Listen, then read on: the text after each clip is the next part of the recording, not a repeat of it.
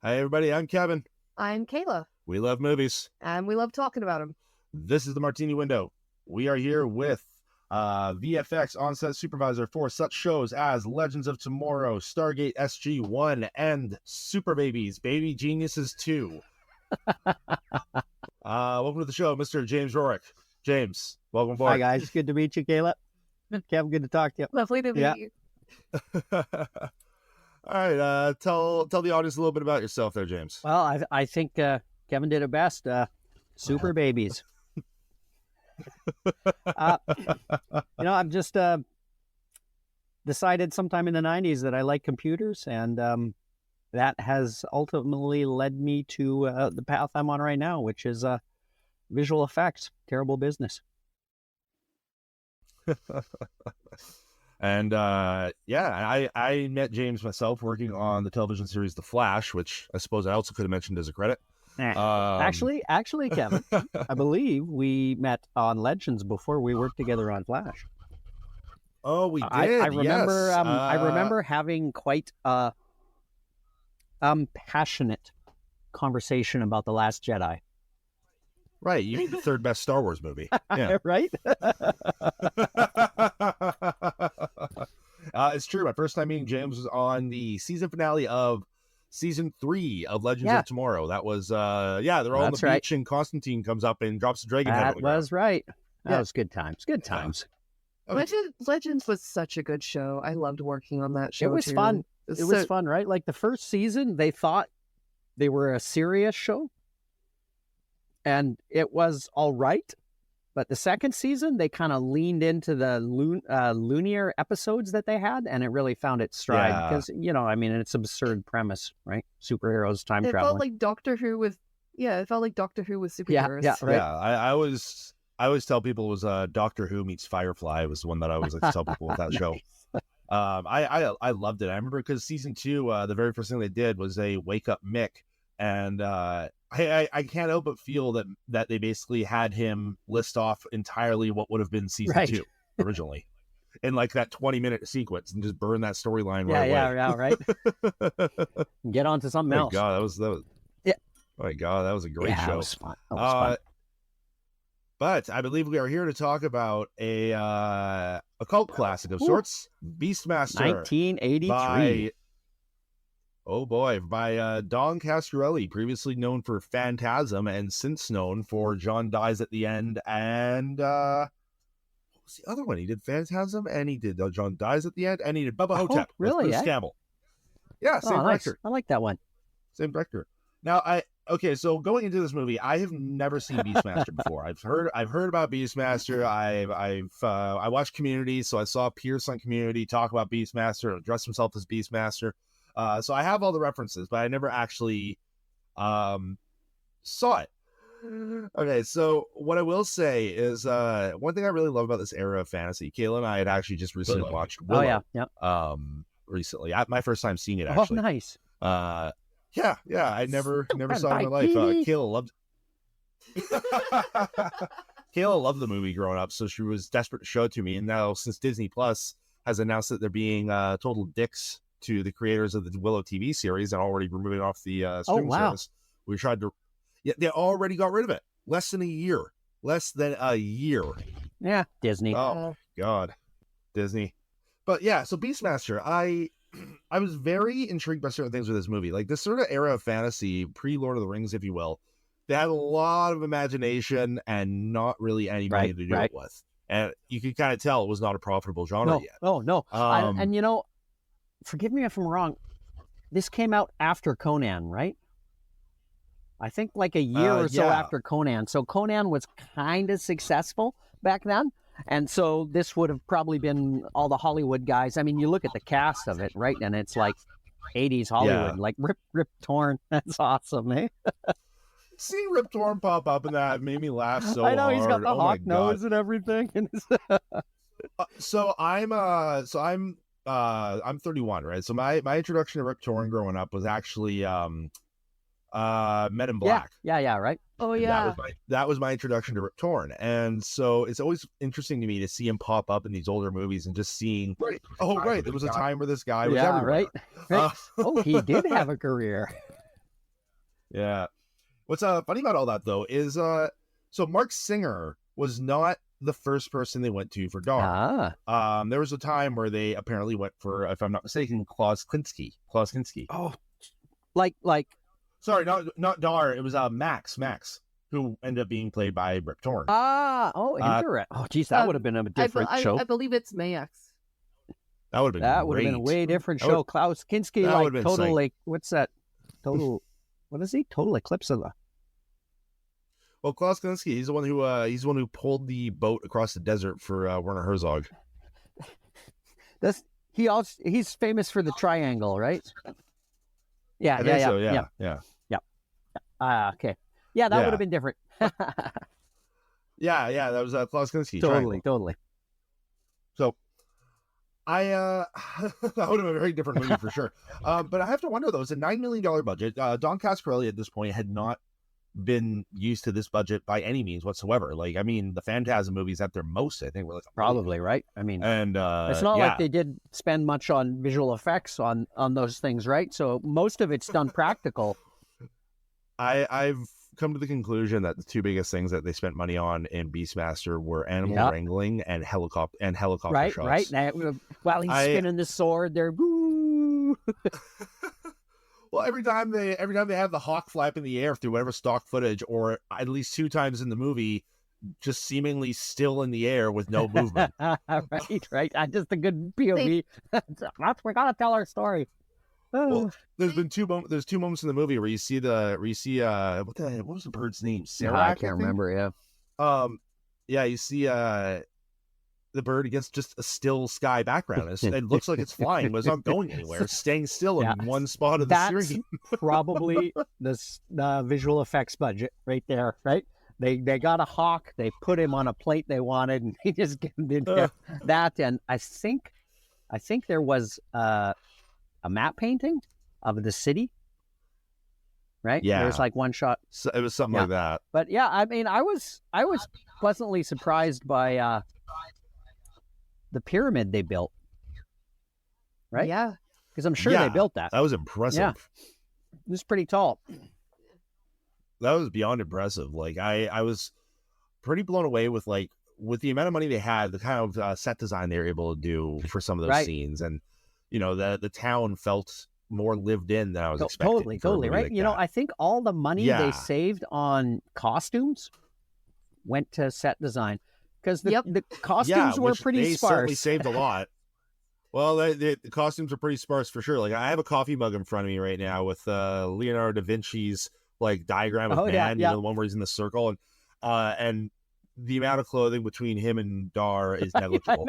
I know, right? I actually watched my lady watched a bit of it with me, and especially in the beginning, and when we meet Dar and he's out there swinging the sword and everything, lifting his loincloth, and I'm like, see, this is old Hollywood. That's for the ladies.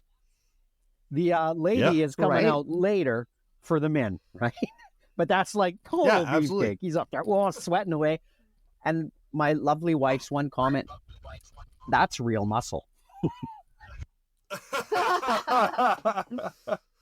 Oh my God. So one thing I also think was really good in the movie is the practical effects. Like when they took baby Dar and put it the witch put it into the goat's belly and stuff. Yeah. And that was really creepy. I was like, what is this? Yeah, well, I mean, similar to when you see movies there's a William Friedkin film from the 1980s called Sorcerer. It's not a fantasy movie, but it's called Sorcerer. But it's not a fantasy movie. But one thing I do tend to find is these directors who deal in horror and dabble in all these things. The one thing you tend to find is that they bring that into a lot of other genres they work on. So Don Coscarelli got to start in movies like Phantasm, as I've mentioned a few times. And I think you'd be hard-pressed to not see the horror influence in certain scenes in Beastmaster. Oh, yeah, right. I recognize it's supposed to be a fantasy adventure film, but it's also undeniably so violent. Right, yeah. It's so interesting to watch because it has this campy atmosphere to it. And then you're just flipped over by the fact that someone gets, stabbed. They're not just going to stab and fall. You're going to see the blood and everything. holy crap, dude. Right.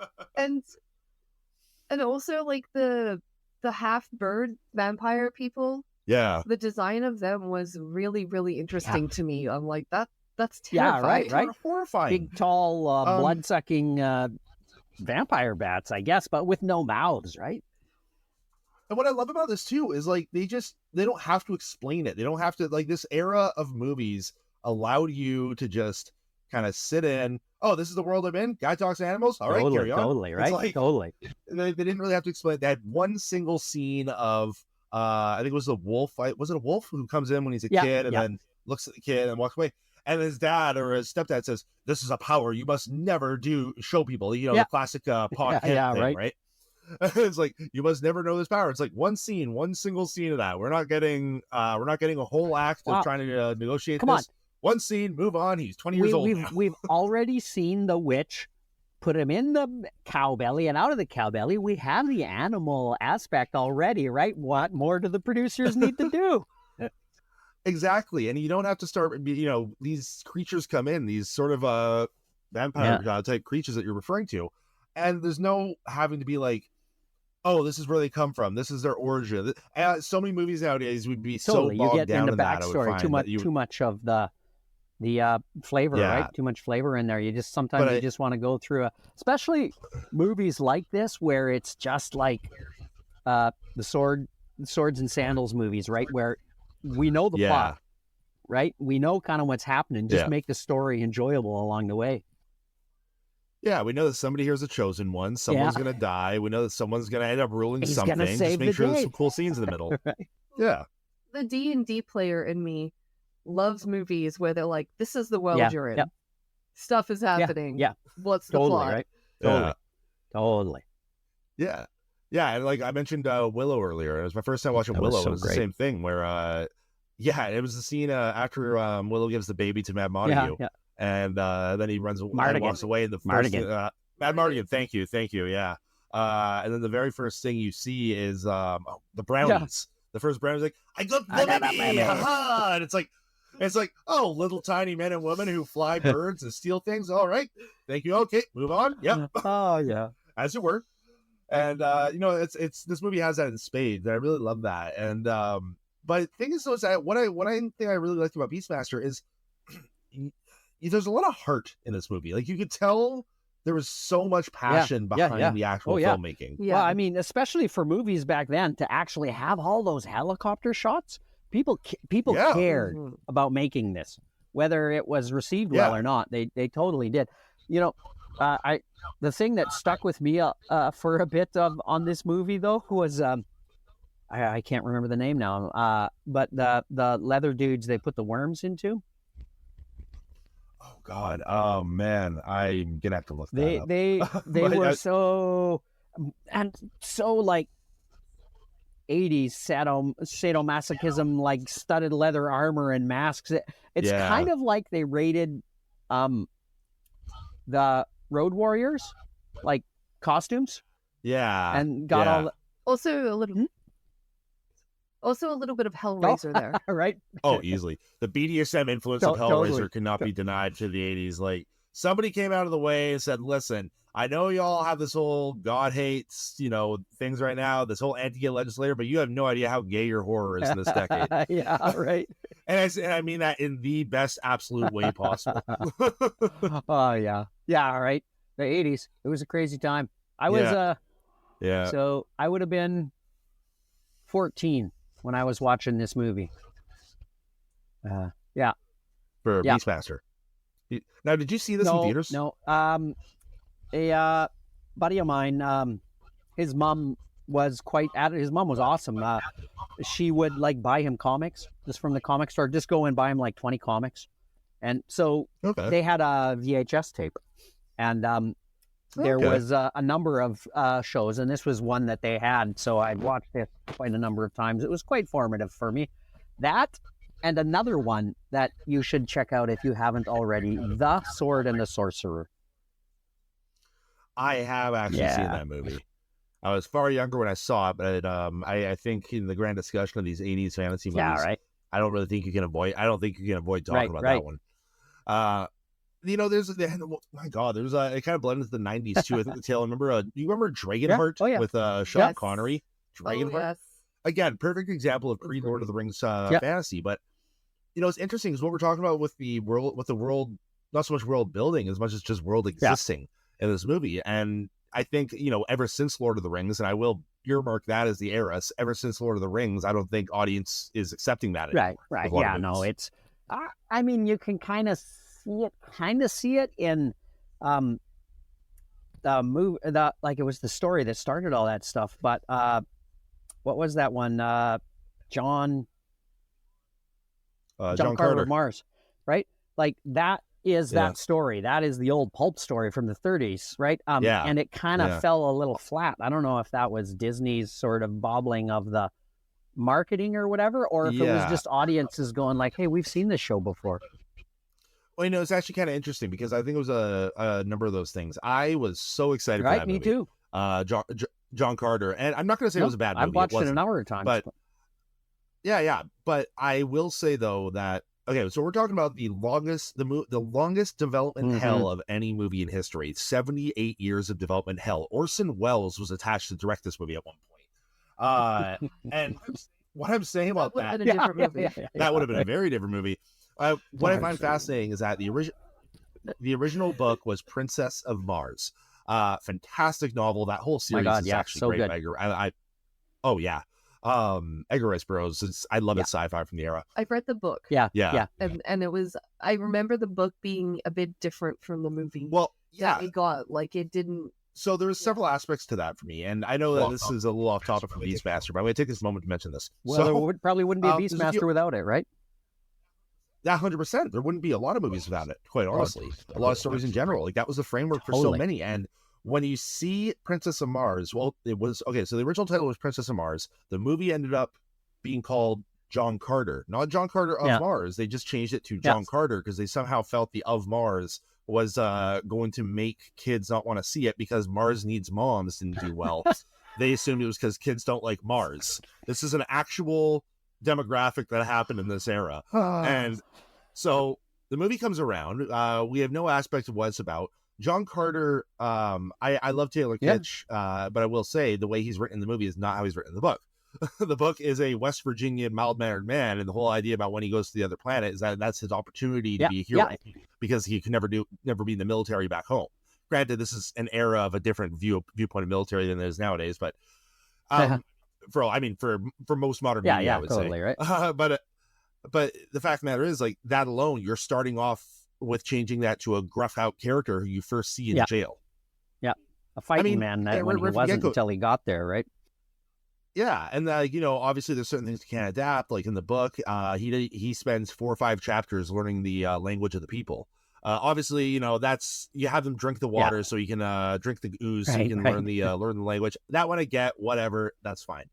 But I just find they truncated so much of it. Then they took a lot of influence like that. I don't believe that dog thing was ever in the book. Well, no, there was nothing like that. No, yeah. But I mean, did they have the white apes in there? They didn't have any of the white apes in there or anything either. Oh, he was fighting the white ones. Yeah, that's right. But that's the other thing too, is that it's not like this is a niche story. Right. This is like, you may as well be adapting the Iliad in some ways. Right. Like, yeah. That's my thoughts on John Carter. I do find it to be an enjoyable movie, but I know many years ago there was talk about Netflix doing a Princess of Mars series, and I've waited every day to hear if there's ever any more news about that. I did enjoy the movie though when I watched it. Like as a movie, like I had fun with it.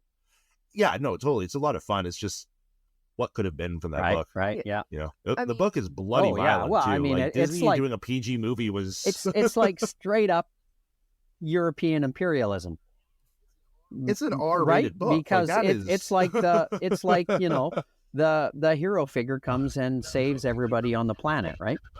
So it's straight up colonialism, but it's damn enjoyable, and exactly there seems to be almost an innocence in all the violence and the writing style. It's just they're not bogged down by all the subtext and all the everything else, right? It's just a straight ahead story, I like that. I think you kind of hit the nail on the head there. Like one book that I bought recently from Edgar Rice Burroughs is a second edition of The Moon Men. Oh, I've never read that one. And it's a lot of fun, but it's exactly what you're saying though. It's very much like this isn't.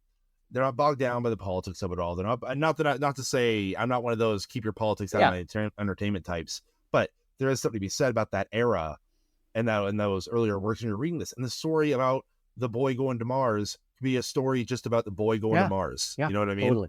The story didn't have to. I mean, the story wasn't this higher. A lot of time didn't have these higher contexts. And maybe I'm talking on my own ass here. Who knows? Like maybe Edgar Rice Burroughs is sitting back. Maybe Edgar Rice Burroughs is sitting back, 200 some years ago, thinking to himself, "This book is about the capitalism of man," or something like that. And it's like, all right, I thought it was Moon Men, but okay. If I have remembered anything I read about Edgar Burroughs Rice, he was probably after a bar fight or something like that he would have wrote that. He was a bit of a rouser. I know he was a boxer. Yeah. Really? Yeah. So he was. I think, which is why he wrote about the athleticism of a lot of the main characters so much, right? Because he was kind of that way himself. That makes a lot of sense, actually. Yeah. Yeah. That makes a lot of sense.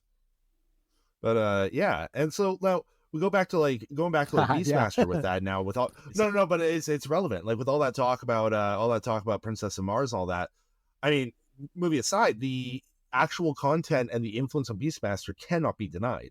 Like it is right there in Blood and Sand. Yeah, totally. I mean, who are the two people that probably, I guess they both would have been before Tolkien, that cast a huge shadow over modern fantasy would be Burroughs and Howard, right? Like Conan. It's crazy to me to think. It's crazy to me to think that there's a world where Tolkien was like on World War I's battlefields or something, thinking to himself, "Oh, I'll never be one of the greats like Burroughs." You know what I mean? I mean, and it's, and I bet we'll see the same things in the movies too, like you had touched on earlier. That we probably won't see many movies like Beastmaster because once Tolkien sort of really hit mainstream. Especially for people that play D&D like us, Kayla, it's Tolkien's influence on D&D is 100%, right? Like many of the worlds that existed with elves before Tolkien don't exist anymore because that's such a trope, right? Tolkien's influences, but Howard and Burroughs were before that, so it's nice to sort of see that. It really is, and like when I was a kid, I loved Conan the Barbarian. Like that when I was a kid, that was like the best movie ever, and I love that Beastmaster kind of like takes me back to that almost like it's almost like the aesthetic that He-Man wanted. Yeah, right. Kayla, what is best in life, Conan? To drive your enemies before you and hear the lamentation of their women. I was a huge. I love that. I had the Marvel. I probably still do somewhere. It's probably in shitty shape though. But sorry. I have the Marvel comics adaptation of that movie drawn by John Romita Jr. and I read the pants off of that. So I got all the quotes. That's amazing. No. That is one hell of a sentence to be able to flex. I am nerd. You, James Rorick? Right. I got to point out, when I was working on Flash with James, I found out the extent of his Star Wars fandom. And so much so, I was blown away that he didn't mention Star Wars as a movie for this. Oh, yeah? Well, I mean, you got to go with the more obscure one. I was always this way in my heavy metal tastes, too. I always aim for the more obscure. Like, don't get me wrong. Star Wars is why I am here, right? Like, I was one of the original converts to Star Wars. According to my census, I've been a Jedi since 1990. Right, but everybody's seen it. It's all been done. What more do I want to say about it than I freaking love that movie? So it's nice to just shine a light on some of the other things, some of the less well-known. I'm not opposed to that at all.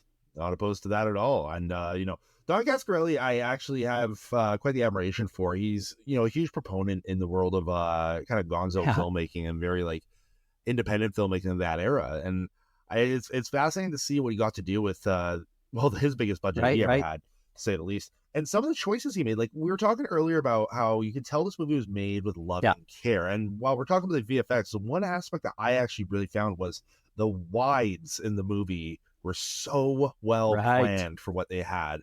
Like you had those rolling hill shots of him walking to the hills, stuff like that. But the one that got me was, oh man, it was after they saved King Zed, and there's like this cave, and you got like 6 different kind of fires happening, little fireplaces happening at the same time, and the red glow is going onto the sand out the cave, and it's just like they hold on this wide and let a lot of the action happen in there. I'm just, when you see what Don Coscarelli had, where he's like, we don't have a lot, so let's make the little we have look like a lot. Totally, right? It's just beautiful filmmaking. And like, those are still giant cameras with film mags on them, right? So they don't have the mobility that our filming has now, right? So you can't, I'm just going to jump around here. I'm just going to move over here. I'm going to like a lot of them. This is why I love watching those old movies, like the 40s movies and that. You're like, when the camera moves, you're like, oh, holy smokes. Because they would like, back then, they would set up a camera in a room, and then the actors would just like act around the camera as the frame stays still and stuff like that, right? You really have to feel the set for things like that, just because like you don't have the option, like you were saying, you don't have the option of cheating it. Yeah. And moving it to make it look bigger than it is. Yeah, it feels... Sorry, go. Yeah, I would say that they filled the action in the scenes very well. I was very impressed with the fight choreography in this. Yeah. And having that be like the focus of it, with like the stationary. The fight choreography alone was like exceptional for this. He was there swinging that metal sword when he in the fights, right? Like that was Mark Singer doing all that stuff. It was, and that's the thing that I loved about it so much. One of the things, and this era is it's all practical. They didn't have enough money to do a Star Wars or even a Conan for this, right? So they did it all in, like, you get all the old tricks when he stabs his dad, you get the side shot so you don't have to see the wound go in. Like now we'd go, oh, look at the bleeding wound and that, but it's all on the cheap, old tricks, get everything in film, blow shit up, have real animals, you know. Well, this whole era of filmmaking too, like not just with fantasy, some might say that the Beastmaster was made because of Conan, right? And it was a lower budget movie. It's $9 million. For what they're doing, that was not a lot. I guarantee you most of that went to the animals. Right. They were fantastic. By the way, was amazing in this. I was actually like genuinely, budget aside of anything, the animal direction in this was exceptional. It's fantastic. Oh my God. It was blown away. I mean, ferrets. Yeah. Well, and the ferrets, I'm like, I remember just loving the ferrets, and how can you not? But like watching this now through a lens of how we do things on set now, I'm like, I wonder how many ferrets they had. Because they were like picking that ferret up out of the goose, and I'm sure there was a hollow bottom or something, and there was a guy in there holding it or whatever, right? But they did the actual shots of the ferret going in and coming out and all that, and just the way, coming out of the bag. And I just wonder. And we all know how animal rights laws were back then. Yeah. Well, I mean, Mark Singer, the star of the movie, walks up and pats the giant panther on the head. Right? Like that does not happen now. They come to me, hey, can you CG this stuff? Like, yeah, sure, whatever. But it's that's like the height of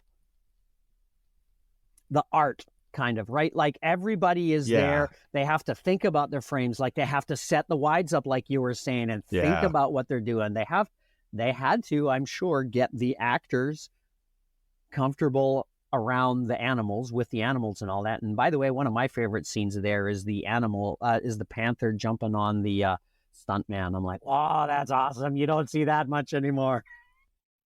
Right. No, that was fantastic. And that's just it. You're seeing these Right. things. It's like, yeah, this is no computers, is man. That's a tiger jumping on a. Totally, right? Well, in this case, it's actually not a panther. They dyed a tiger's fur black. Oh my god, That is Hollywood. But it's oh like, god, yeah. that's Hollywood. Oh my Can you god. imagine being the person who had to dye a tiger's fur black? Now, Like so, you're in there with the tiger dyeing it So- black.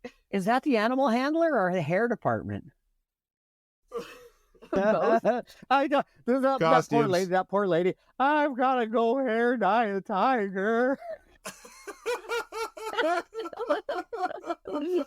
She just got upgraded that day. No experience right, animal right, handling. right. Are we sure? Are we sure it's not the paint Yeah, yeah. department? That was what movie did they paint a horse in? Was that Atreyu? No. Well, was that true? I'm trying to remember if that was what was that movie? That was the Never Ending. That horse. Yeah. Yeah, but you also just made me think of oh, cows don't look like cows on camera. You got to paint horses. Oh What do you do if you need a horse? You tape a bunch of cats together. God, I love The Simpsons. But what I was gonna say is like this whole era of filmmaking was pretty spectacular when you look back on it. Like one movie in particular that I really like is Battle Beyond the Stars, and Yeah. you know, just that era Yeah. of like these, you know, you could use the term knockoff. It has a bit of a weird connotation to it, but in reality, a lot of these movies were made to profit off course. movies That's that yeah. had just come out, and they were made cheap, quick, Of and on the course. go. But in doing so, like you nurture some of these filmmakers in ways I don't think that I don't think that can get anywhere else. Like Don Cascarelli in this movie in Beastmaster, from a director's from the directing standpoint, everything he's doing, he's pulling out his bag of tricks from his Totally. indie life, right? And it shows so nicely, and it's like, yeah, it's not gonna look the same as like or it's not gonna look the same as Willow or Raiders of the Lost Ark or Yeah, something totally. like that. Yeah, I mean, it's just such a different. Sorry, it's just such a different way of filming back then, right? Because you couldn't really affect things in post. You couldn't really go back and do reshoots because the film was gone, the money was gone, right? You had no more film to shoot Yeah. with, and you had to watch. Like back in those days, the producers would come to set and tear a strip out of the director for shooting too much because developing film was expensive. So, I mean, it's so different now because now it's just like spray and pray, right? You turn the camera on and leave Yeah. it on all day pretty much, right? So like they only had what they had to do that. So you had to make the movie work with what you got on the date, right? Yeah. And that's, I think, where the art of it comes in. But I think, like you had said too, this was the height of spectacle, wasn't it? Yeah, like this was very much this whole era too. But yeah, like what people were really trying to push to do, they got the idea, about 5 years before, the summer blockbuster had Yeah, been invented yeah. with Jaws, right? And from that moment forward, it became, how do we keep people in the theaters? How do we get Totally. it bigger? How do we get it better? How do we okay, what do these people like? These people like fantasy. How can we do fantasy? Well, we don't have a lot of money. How can we, let's do it anyway. These people like Star Wars. Can we do Star Wars? Well, we don't have a lot of money, but let's do Star Wars Oh. anyway. And Battle Beyond the Stars happened. And it's like, Kevin, when you were saying that, Yeah. I was imagining you in a boardroom somewhere in the 80s with a straw out of your nose, just going like, whoa, okay, what do we got? Oh my God, we got to do. Because I did this watching the Beastmaster too. I'm like, I bet you there was a lot of stuff happening on this set. Because it was Yeah. the 80s, and in LA, I mean, I've heard Yep. some crazy stories up here from the 90s up here, so I imagine the 80s would have been pretty blizzardy down there. yeah, awful lot Yeah, of snow. yeah, yes. Maybe that's how he calms his nerves around the tiger. Well, maybe they give it to the tiger. It was a cocaine tiger. We can either trank the tiger to slow it down, or we could speed up our actor to get him up to the tiger's level. Either way, I don't think we should have this in the books. Yeah, right. So do a sequel to Cocaine Bear, Cocaine That's right. Tiger.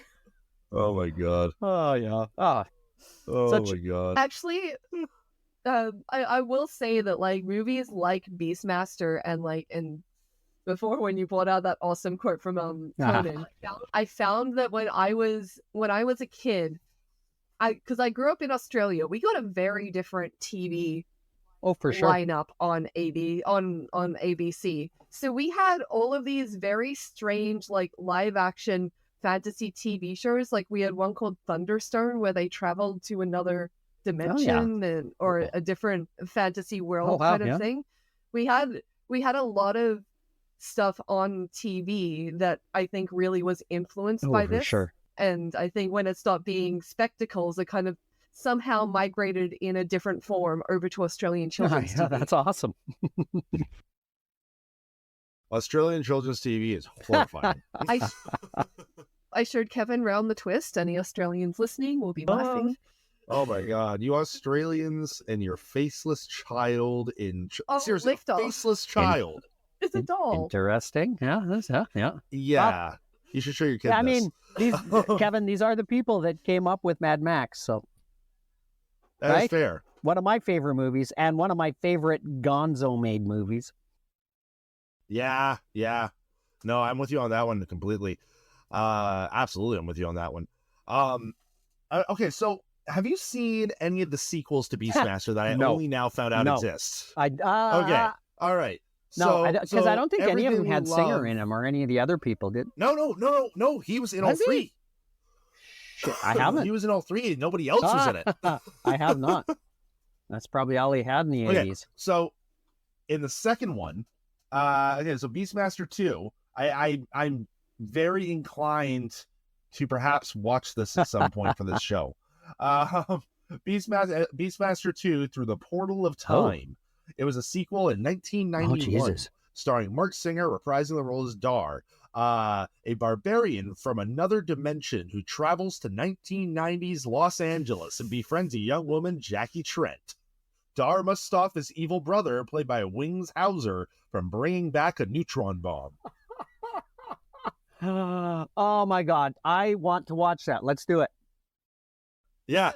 Sequel episode. Do it. His little kid brother turned out to be evil? Is that what we're saying? And also, it's like, little kid brother, did both of them come along? And like, he turned out to be evil, and he knows what a neutron bomb is? I go to the future. If you show these people a television set and then blow their minds, give them a bloody neutron bomb? What the hell? What is the magic box in your hand? Right? That's oh my God. But the funny thing, though, is that we're talking about Mark Singer, and I'm looking at this. I'm like, he was so committed to this role. Like, Beastmaster, he did all three. He did Beastmaster 1, 2, 3. He didn't do the series, but he did all three movies. And I'm just looking at his performance even in the first Beastmaster, and it's like, just very, like, he knows exactly the kind of role this is. He knows exactly the kind of character he's playing here. Yeah, totally. And yeah, it's like, it's self-aware, but not, because I don't think it's self-aware. I think it's just legitimately that was the archetype back in the day. And we're talking about Conan, Conan the Barbarian, the influence there. And obviously the big hunky man, right? We're talking about Conan the Barbarian perceived through the snow-addled lens of 1980 freaking B-movie Hollywood, right? Right, get some hot blonde dude and strip him down and get him swinging a sword, then get a hot chick and put that beside him and then fight stuff. It'll be great, right? I mean, that's the recipe. And then at some point in the movie, he mentioned that his love interest is the cousin of his little brother. So, oh my God! Yeah, now there's some good Americans. And that's what else I love too. Is like, he's the cousin of your little brother, right? So he's your cousin. So she's your cousin. That's not the cousin of your little brother. It's your little brother. It's your cousin. Right. I was looking at the credits for this, and something that made me laugh is you have Rod Loomis as King Zed and Vanna Bonta as Zed's wife. That's what, and under it is Ben Hammer as Dar's father. Like, at some point, they just didn't. I choose to believe her name is Zed's wife, Zed. Her first name is Zed's wife. Right. That's my belief. Yeah. Oh, yeah. 3-letter names. So, hey, I sorry, you just sparked a neuron. Are either of you kids familiar with the Gore series? GOR. I've heard of it. I've heard the name. I've heard of it, but I haven't seen it myself. It's another one of those. It's an older. I think it's more 60s, 70s, but it's the first like 3 or 4 novels are really cool, but then it gets really weirdy, bondagey kind of weirdy. But it's very Conan, very Conan, very like it's the same, essentially the same story. There were so many of them. Same story as Edgar Burroughs, right? Guy goes to counter Earth and, you know, flies giant birds and swords and sorceries and insect gods and stuff like that. You know, with a little bit of well, it's not really apparent at first, but there's a heavy dollop of sexism in there, right? Yeah. But it's also the time. oh yeah. I understand, like, when it was made, the world was a very different place. Yeah. When I watch movies or read a book from a different era, I kind of have to Totally read it through the lens it was intended. totally like reading what did I read? Was it Jules Verne? Yeah, Journey to the Center of the Earth. Is that Verne? Yeah, that's Jules Verne. And it's just baked in classism of the writing. And even H.P. Lovecraft. Oh yeah. He like. Yeah. I mean, that's the whole thing, though. You can't be watching these things with a No, modern yeah, I lens. mean, it's... And Beastmaster is not innocent in that either, right? Like, there's a lot of scenes in there, like, basically forcing himself on Kiri. Right. Yep. You know, but we're not seeing that in that era. We're seeing, you know, back then that was seen as an Adonis thing to do in movies, right? Like, obviously now, you know, that's an issue that plagues a lot of movies from the 1980s. Another one would be Revenge of Nerds. Of course, right? You mean you don't go to lakes and just pick up random women? Well, that's never been my experience. Oh my god! But you don't forget, you spy on them first. That's what you got to make sure to do. You spy on them first. I've seen Back to the Future. That's what worked for George McFly. We all saw it. We all saw what Marty stopped there. Marty stopped the guy peeping on his mom and still had to be like, well, fuck, I still got to get this guy to get the mom. Yeah, absolutely, right? Yeah, well, I mean, the social movement has been so changed in the past 20 years over so many things. I mean, it's a welcome change to see a lot of this stuff happen. For sure. It does stand the question, though, like, could this actual sort of movie be made today and be released on a wide scale? There's still directors. Actually, the director of the second one, Jim Wynorski, he directed the second one. I know he wrote it. Jim Wynorski, though, he went out. He also directed. He wrote the second one. It was directed by Silvio Tomei, but Wynorski went on to direct Chopping Mall from 1986. I love that movie. Yeah, fantastic movie, but maybe fantastic's a bit of a stretch. It's a great movie, but Chopping Mall is a good example. Like, that director went on to do. If you look at his filmography, it's full of like, you know, he released like an Attack of the 50-Foot Woman style movie in like 2014. Nice. You know, you're not gonna hear about these movies. No. Well, absolutely. I mean, back in the day, this would have been a VHS movie. You wouldn't go see it in the theaters, 100%, and they know they wouldn't go see it. You know, right? Yeah, I'm sure it would get a theatrical release, and they would do whatever they did, but they'd make their money on the VHSs on this stuff, right? So much of this 100%, stuff, right? Yeah, and that's more so what I mean, actually, when I reference to it's exactly what it is. It's exactly. I mean, people have made no secret about how great the trope of horror is. Oh yeah. So horror always seems to be a good starting point for a lot of people directing, because you can lean into the psychological aspect, or you can lean into the splatter aspect, and both are things that you can achieve fairly cost effectively, right? And I wonder sometimes when watching this, if where that became the misdirect in some elements of Beastmaster, because that's the thing too. You had a very horror director, so the fight scenes were fantastic. The violence was pretty insane. Yeah, totally. So much blood and shit. Yeah, but I will say that there's elements that you don't really see in fantasy movies a lot, but then there was also elements missing that you do normally see in fantasy movies. You know, you kind of know what I'm saying. Yeah, totally, right? There's a lot less magic in this one. Like, oh God, yeah. Right, you got that. One thing One thing I found very interesting about the movie, actually, was with the witches and their design. Like, there's so much nudity in the movie as it is. Like, you saw their bodies at first, and then you see how messed up their faces are. And when they're on screen, unless the highlight is the face scaring someone, the camera is usually like focusing more on their body. But then when you meet, then when Kiri, his love interest, comes in, the first thing that the camera focuses on is her face. Yeah. Like, we know she's hot. Like, that's like, well, she's in an 80s movie, of course she is. Yeah, but like they specifically highlight her face to set her apart as different to the other women they've shown so far. Yeah. And that's a very... Go on. No, go. I was just going to say, I mean, that's a very dedicated and planned out intention from Cascarelli, I'd have to assume. Right, yeah. With the way he chose to shoot that, Yeah, right, because like we were saying, there's only so much film, so everything that you are committing to film should mean something in those days, right? It had to have. Absolutely.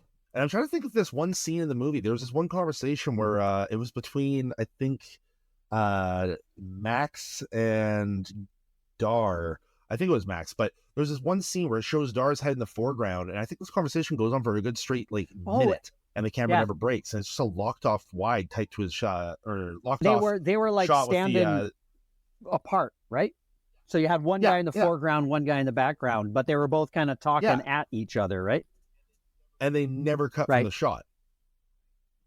I love that. See, I'm a big fan of that, because what you have here is you have two actors really being able to let their performance carry on the film, and like, because again, we're not in the era of flashy edits, we're not in the era of high budget fantasy, we're in the era of computer effects. Most of those shots were more than 4 seconds. Right? Yeah, and it's kind of crazy to me, because I have to feel that the practical effects are what lead to this movie's cult status so much, because there were movies in the 90s when computer VFX started to become a thing, and people had no idea how to use it yet. You know what I mean? Like, a good example is like a movie like this, I feel would have been equivalent to a movie like, let's say, Anaconda, in the level of camp. Let's go with camp. But what I'm saying is, like, Beastmaster, if made in the late 90s, is crazy of me to think they probably would have thought, well, no, we don't need any animals, we can do it all with computers now. And we'd be sitting here 25, 30 years later talking about how the VFX in Beastmaster has aged so poorly. Of course, right. Instead, we're talking about how this $9 million movie had obscenely good animal choreography. Right. Yeah, right. I mean, it's choices that you couldn't make nowadays. Oh, 100%. Like you say, this movie would never get made the way it was made. They could remake the movie, no problem, and make it a big Honor Among Thieves kind of spectacle, but they'd never use the live animals. And by the way, I loved Honor Among Thieves. Oh my God, yeah, we loved it. It was that was a fantastic movie. That paladin! Like, I know we're talking about Beastmaster, but Honor Among Thieves is definitely worth this. That paladin walking over the rock was hilarious. Just like, that's an NPC. As a player, and even as a DM, it's just like they took everything and gave the fans all the nods, but it was under the hood enough that the straights could enjoy the movie as well. It's true. Yeah, like I saw that with my brother and with Kayla, and between the three of us, there's like 3 tiers of tabletop player, with my brother easily being on the top. Kayla between the two of us, and I know the least. Like, I enjoy D&D, I love playing it, but I have trouble staying on like long campaigns and stuff. So I'm definitely more of a casual. And what's interesting is it's exactly as you said. My brother's catching every single Easter egg that you could possibly imagine. He's Kayla here is laughing at a bunch of things that I don't fully understand, but everything I'm seeing and the few Easter eggs I'm catching is absolutely hysterical and unbelievably entertaining. That whole scene with the dragon might be the funniest scene I've seen in like 3 years. That may be the hardest I laughed this whole year. Even the start of that scene is so on point. If you are a DM, the actor is going to go in and screw up your carefully laid trap with one motion. Just like the whole thing collapses because he stepped on it. And as a DM, you're like, no, like 2 days worth of work. Oh, I unfortunately was normally that player. That is the way it is. I had a half orc. I had a half orc who liked to impulsively punch people with his shield, with no regard whatsoever of what was going on in the story at that point. I went more wholesome. I was cheery rock bottom. I was a dwarf who wanted to collect weapons from my parents' axe museum in the mountains. That's a good idea. That's a great idea. So I would just go up to farmers and say, "Do you have a knife or weapon of note that I can buy from you and take to my parents' museum?" Oh, nice. Holy smokes. I just got a new character. The last one I played for several years, actually, was a gnome ranger by the name of Norgie Specklebottom. Yeah. I love that. Played him all the way up to 19th level. He was... charisma was his dump stat. So he was a ranger, so he carried a bag of camouflage with him, which was just essentially various pungent dirts that he would smear on himself. Oh my God. He also had quite a giant penchant for barbecue. And particularly dragon. I love that. Ooh, barbecue dragon. That sounds yummy. The good times. D&D. D&D yes. movie. Kayla, did you catch the cartoon characters in there? Do you know what I speak of? In the maze sequence? When they're fighting in the maze. Some of them were cartoon characters. Yeah, one of the other teams they're fighting against is the cartoon characters from the 1980s Saturday morning cartoon. Yeah. No way. Oh my God.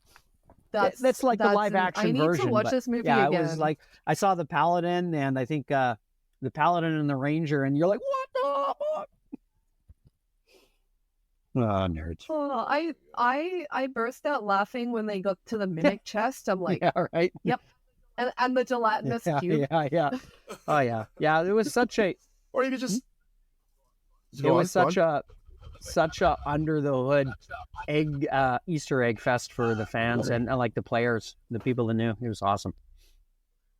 Yeah. I also loved Michelle Rodriguez. No, that I think is my favorite performance from her.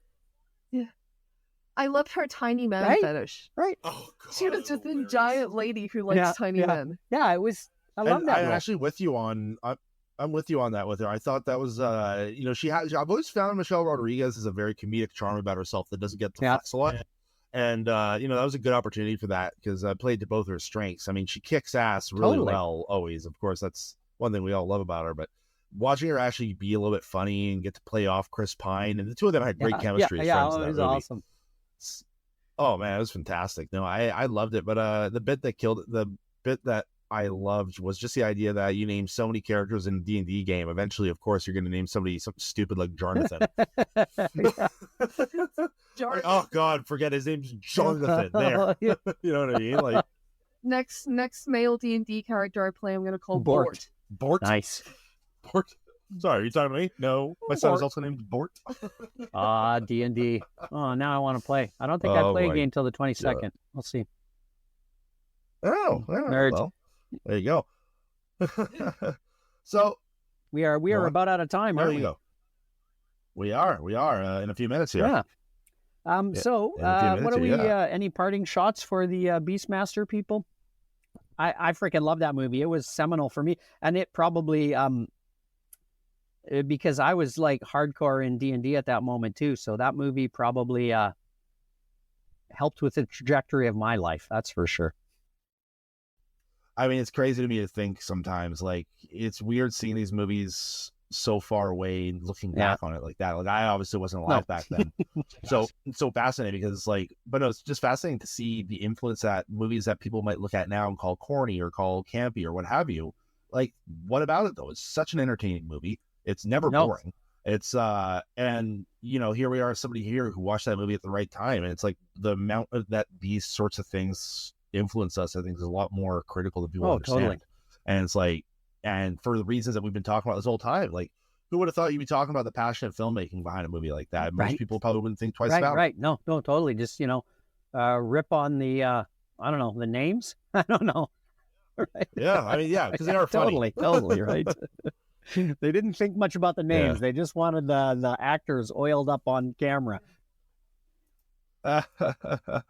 Dar sounds like something the writer came up with while they were drunk. Oh yeah, yeah. What are we gonna call him? And drunk is a euphemism for something else, right? Yes. I just love you. Just keep leaning back into the cocaine. That is the period, This though. is the That backstory. is. They're sticking to it. It is. It is. It is. Like, there's no denying that. I really came up after all that because I was in the late 90s when I started into the industry. But even I remember some of that. Like the camera, the dark rooms in the camera trucks, and just it was prevalent enough in the 90s that I have memories of it. So I'm just thinking of the heydays of the 80s, what it must have been like, right?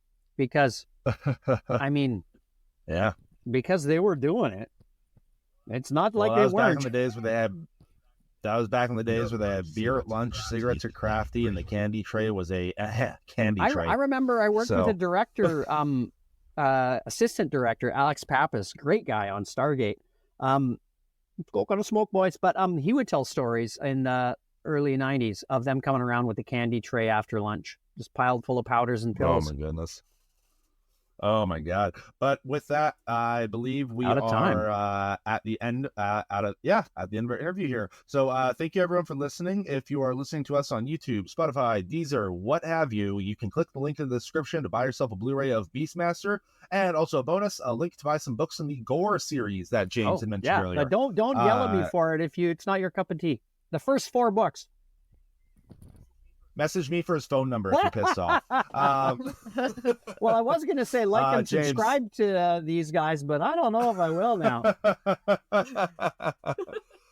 James, thank you so much for coming on to the show. Thanks, Kevin. Kayla, anytime. Thank you. Talk to you later. Kylie. Cheers. All right.